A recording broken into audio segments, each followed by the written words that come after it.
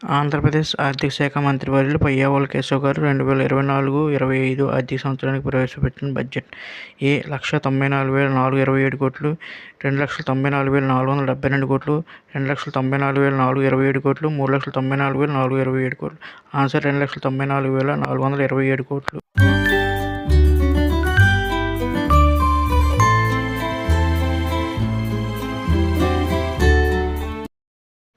వ్యవసాయ శాఖ మంత్రి కింజరాపు అచ్చెన్నాయుడు గారు ప్రవేశపెట్టిన వ్యవసాయ బడ్జెట్.